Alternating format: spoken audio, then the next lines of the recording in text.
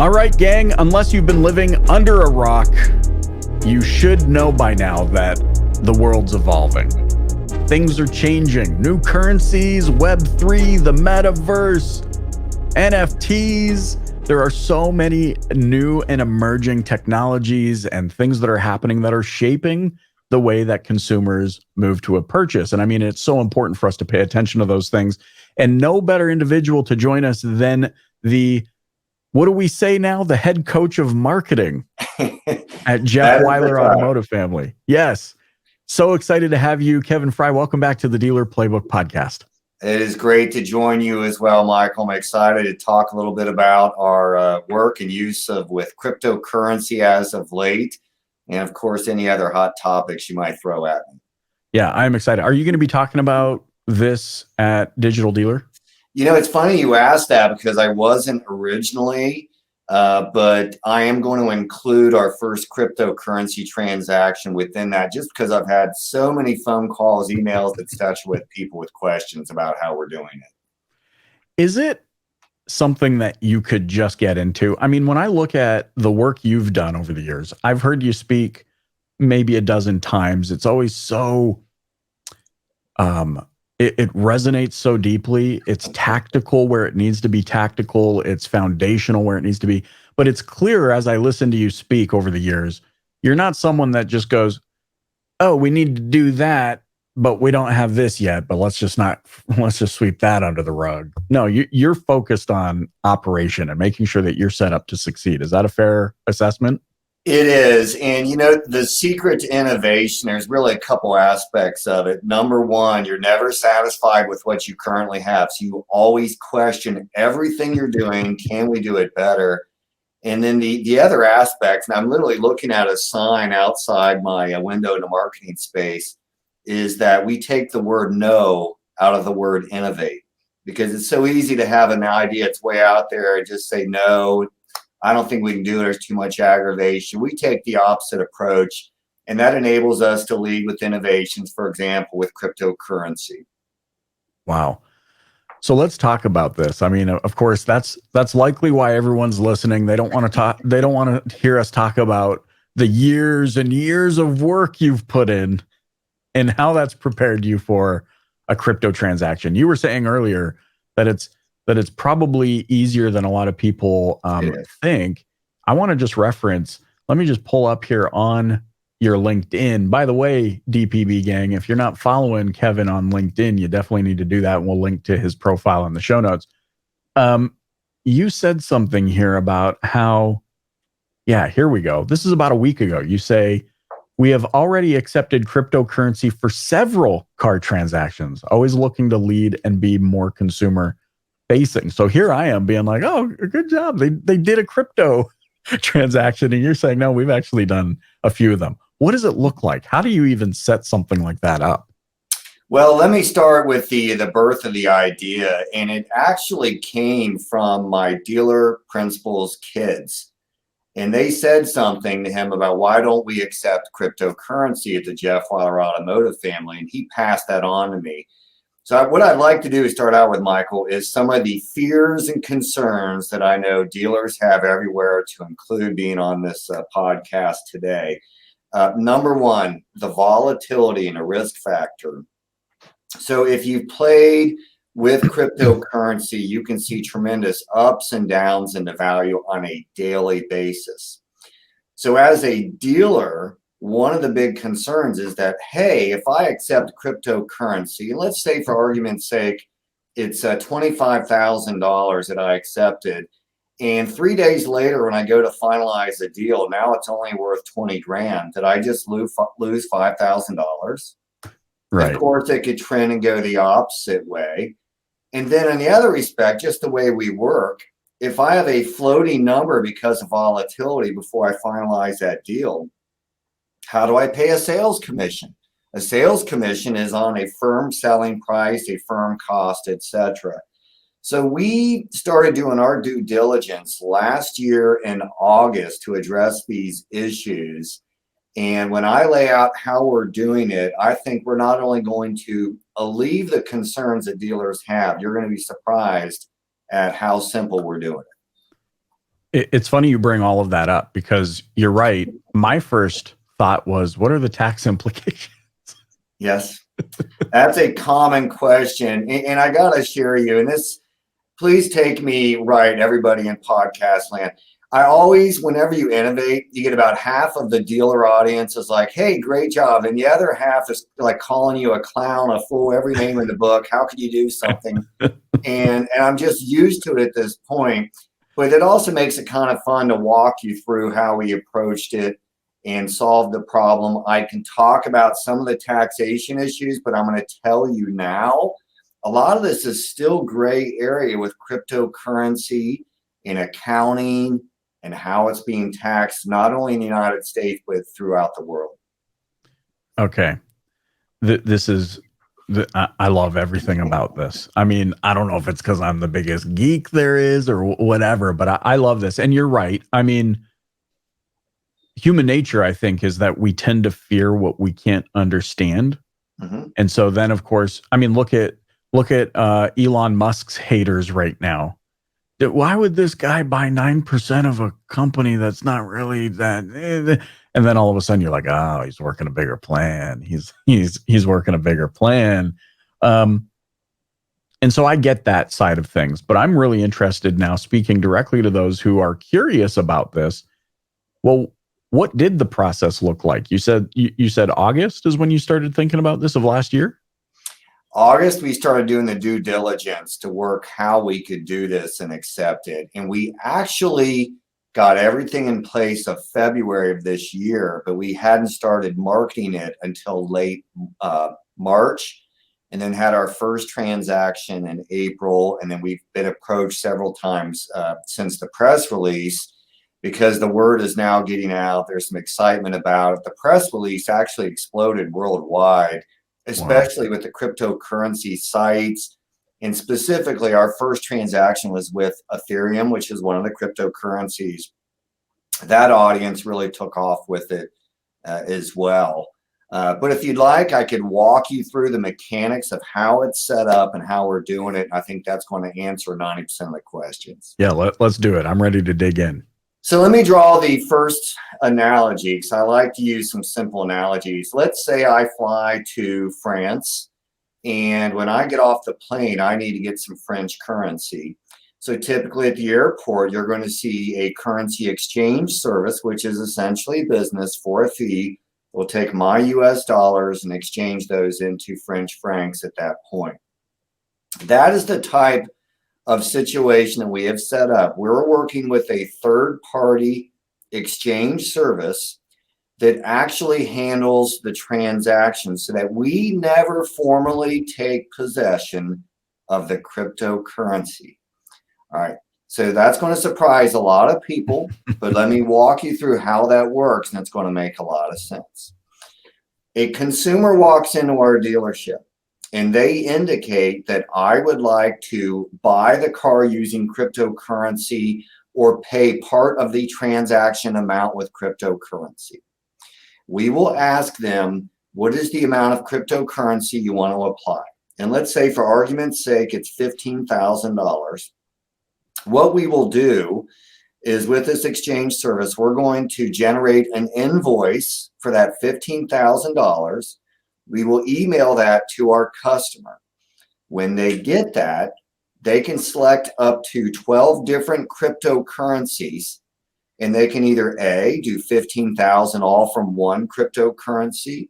Maybe they want to do a mix of, say, 10,000 of Bitcoin and 5,000 of Ethereum. And then on that amount, there is a 1% processing fee. So think similar to a credit card transaction. Mm-hmm. In our case, we put that processing fee built into the invoice. So that is bared by the customer, that cost. Once that is complete, we get the money in US dollars transferred directly via ACH to our bank account within 24 to 48 hours. So we have no risk. We are going to get in US dollars the exact amount that we transacted in. Now, mind you, the person in the middle, the exchange service, if that cryptocurrency goes up in value, they bear the benefit. If it goes down in value, they take the loss, but of course they have the processing fee to offset that. So, Michael, what I would suggest to you, and another analogy is, it's just another form of payment. It's like using a credit card. I might have an American Express. I might have a Visa. I have cryptocurrency, but at the end of the day, I'm getting US dollars. Yeah, makes total sense. And also, with a 1% processing fee, it's a heck of a lot cheaper than processing in an Amex. Well, I got to tell you, in our first transaction, and this, when you innovate, you start finding these stories along the way. We had a gentleman that was interested in an S580 at our Mercedes-Benz point, and we came to terms on the deal, at which point he informs us he's in Saudi Arabia and wants to do an international wire transfer. That means at least a 1-week delay. Right. And right now, with inventory situations and dealers, nobody wants to put a hold on a car for a week. However, by using cryptocurrency, we're essentially getting approved just like that, getting that money in there. So it becomes incredibly simple for him as the customer. It's also consumer facing because he can utilize his assets, his cryptocurrency to pay for the vehicle. And it's a win-win for both sides. Oh, man. And you know what I love about this is it bypasses, because it's decentralized and whatnot, you essentially become your own bank. I mean, or at least could have the potential to be, in that this didn't have to pass through. I mean, other than the company that's helping you facilitate it, in a lot of day-to-day scenarios, there's no intermediary. This is going from them, their wallet, to my wallet. Well, we do have an intermediary with the exchange service we're using. But I'm going to put this out to you, Michael, because this is some of the feedback I'm getting. And so this is the approach we're taking, which is fairly conservative. There are people out there, businesses, and you're going to see this prevalent in Europe for the past year, where the business directly wants to take the cryptocurrency in exchange for the product or service they're selling, because they're going to put it on their balance sheet. Now, I'm going to tell you what, by golly, when you're going to get to the accounting and putting that on your balance sheet, it's going to get tricky.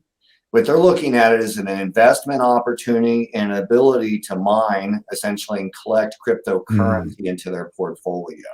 Right. Am I recommending that to dealers out there? I can't see a public doing it. Maybe some smaller privates might want to do it. But for us, we're just going to act with an exchange service in the middle. So we're dealing with US dollars. Yeah. And that makes perfect sense. And like you said, it mitigates a lot of the risk. There's, I'm just facilitating a new, faster way to exchange currency and then getting it out in the currency that I need to go buy bread. So that makes perfect sense. Now, why in the world does somebody in Saudi Arabia reach out?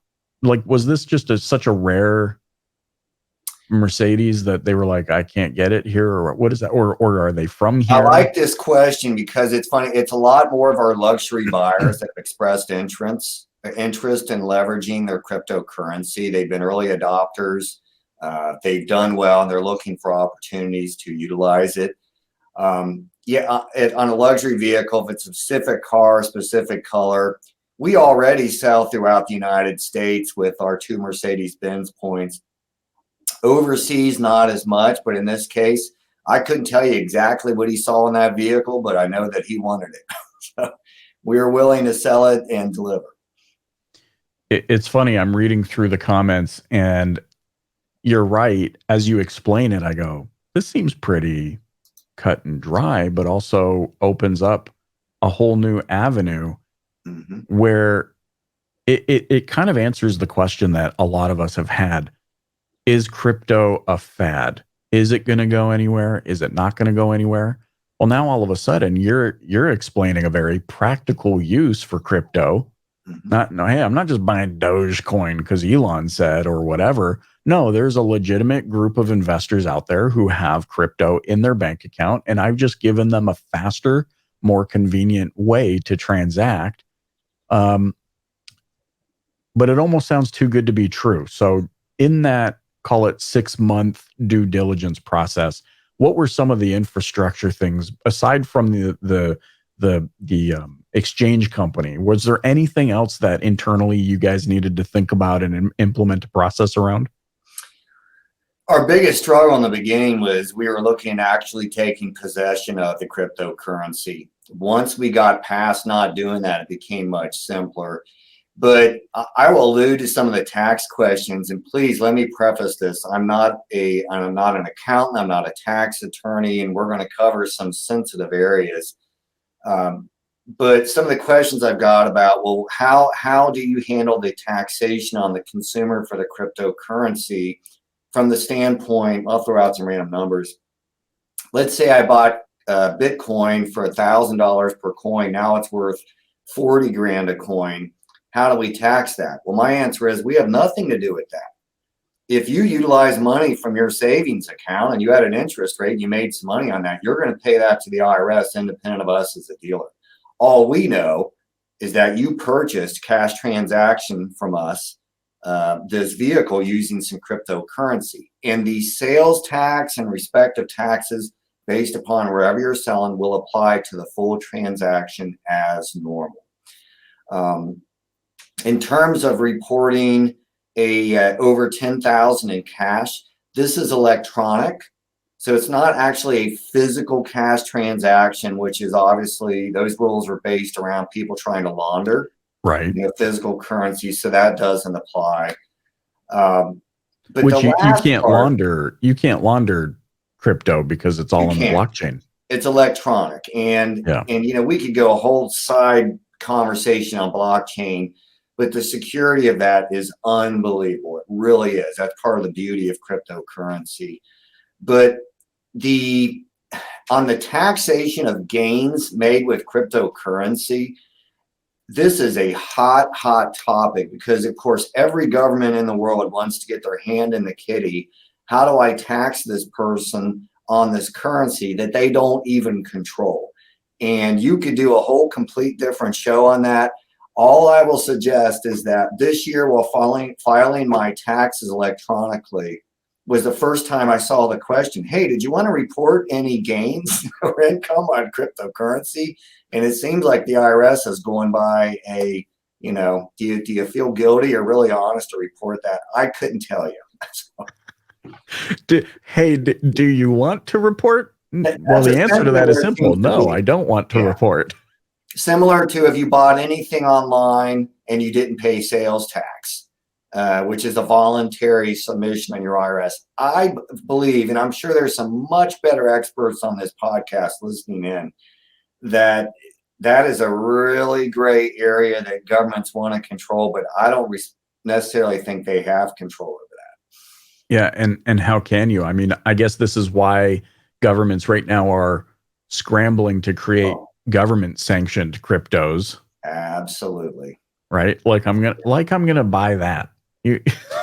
Like I'm gonna invest in that. Oh, government sanctioned? Okay. You got me. I'm just gonna sell all my Ethereum, all my Bitcoin, my XRP. But you do, you're right. It can be perceived as a gray area, but I look at the specifics of that question. Because I've seen that question too. Do you want to report? Well, you're asking if I want to do something. The answer is no. I've answered honestly. If you're asking me if I have any to report, that's a different question. That's a different question. Okay, yeah, I do have some. But if you're asking if I want to report it, no, I don't. I've got some news for you. If you are speculating, you're investing in a cryptocurrency and request a 1099, it doesn't exist. They don't generate that paperwork.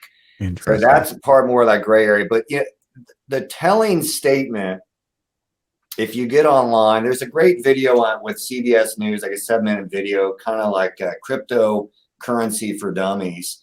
And the common theme amongst all of the experts is that don't invest any more than you're willing to lose. So it is still a highly speculative instrument. But in the same respect, a lot of our younger people, the millennials, like it because they're young, they've got time, they're willing to do some high risk and expectations of some high returns in the future. Yeah, it makes perfect sense. Does Jeff Wyler Automotive have any plans to get into the NFT game? I am not aware at this time if they are. That was one of those things that I'm like, so let me get this straight. I'm buying an original piece of digital art so that I can say, well, like, what do I do with it? That was where my original thoughts went. And now I'm realizing, oh, this is actually just a creative way that people are crowdsourcing or crowdfunding, buying shares into some sort of digital, ecosystem where money will be generated. So I think that's really interesting. Can you give us a sneak peek on what you're talking about at Digital Dealer? I know it's good. You've mentioned it's going to include a little bit of this, but can you wet our whistle just a little bit? I'm going to have some fun at this Digital Dealer, and I'm stealing this from my kids who are getting a little bit older now, but it's basically sipping some tea. And I'm going to talk about some of the hot topics of the day. I guarantee I'm going to press some buttons. But listen, even as I bring these topics up now, there's probably going to be some people start sweating and get upset. But some of the questions I'm going to address is, do we still really need SEO, or are there better solutions? Do we need SEM, or are there different alternatives that can accomplish more than SEM? Should we be using forums on websites or going 100% chat?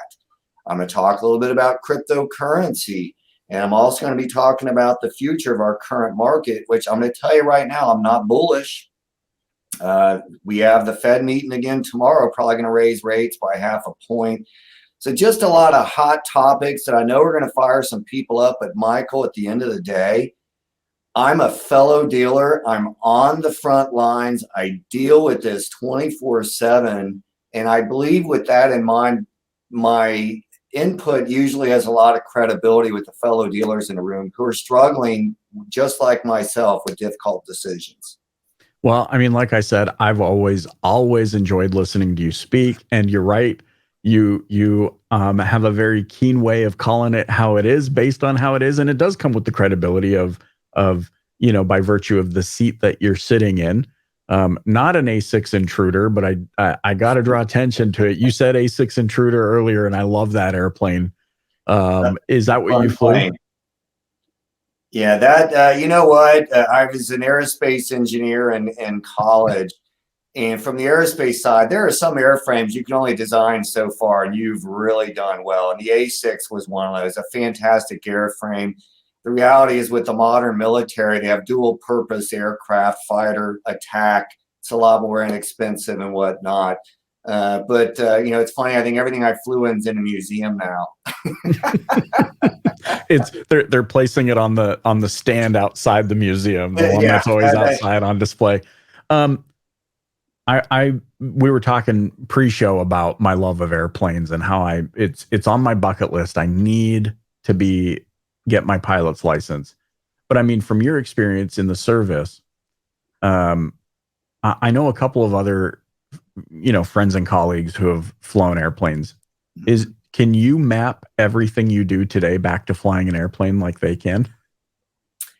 Well, I'm not sure exactly what you mean there. Well, what I mean is operationally, like there's always flying an airplane analogy.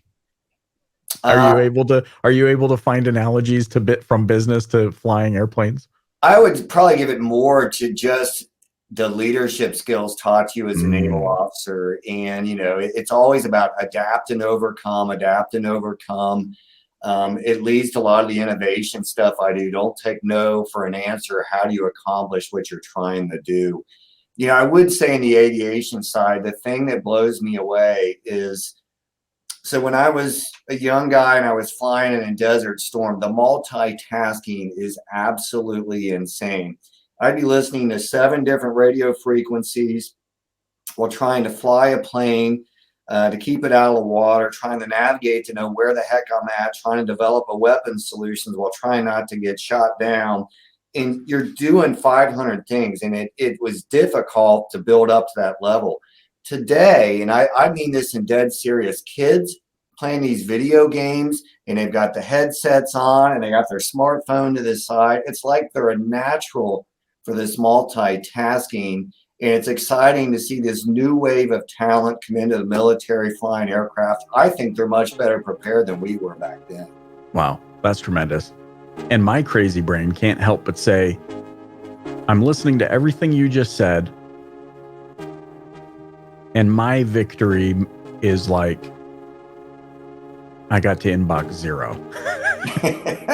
It's like a big perspective thing. Man, I have so enjoyed this conversation. Thank you so much for joining me on the Dealer Playbook. How can those listening get in touch with you?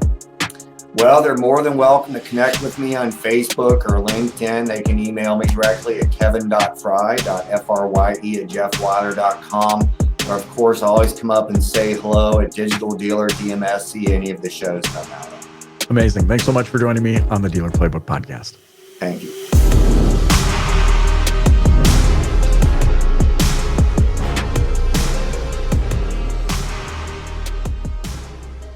Podcast. Thank you.